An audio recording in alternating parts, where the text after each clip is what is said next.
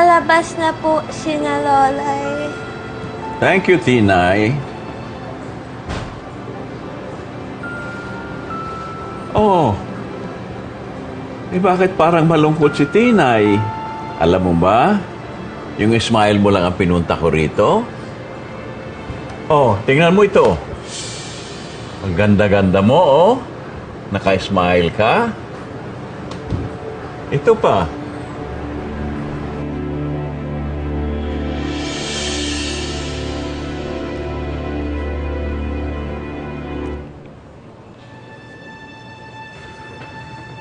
Lorna?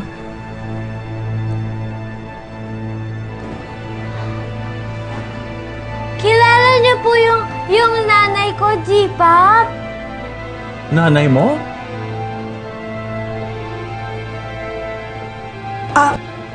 Oo, Don Miguel. Siya ho ang nanay ni Tinay.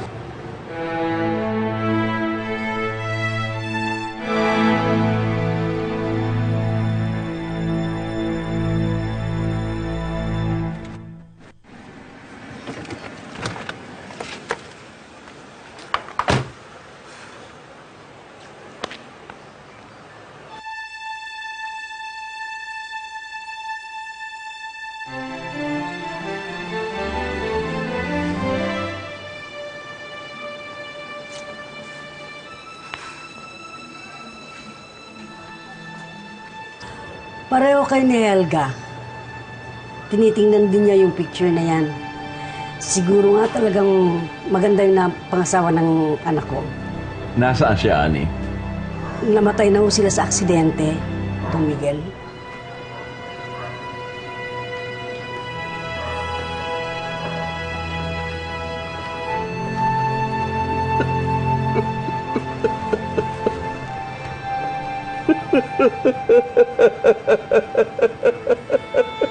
Don Miguel? Papa!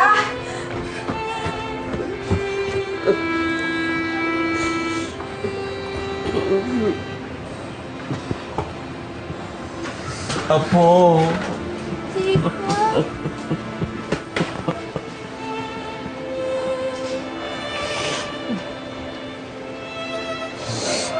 G-Pop? Bakit ka po umiiyak? Anak ko siya, Tinay. Siya ang nawawala kong anak. Apo.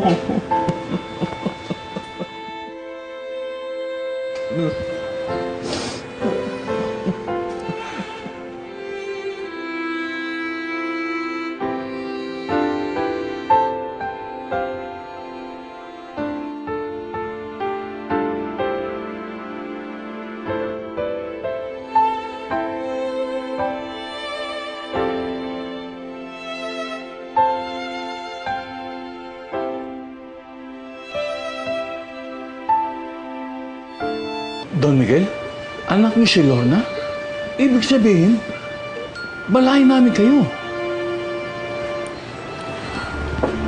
Helga, wala ka namang sinabi sa amin na pumunta kayo dito. Helga, why didn't you tell me?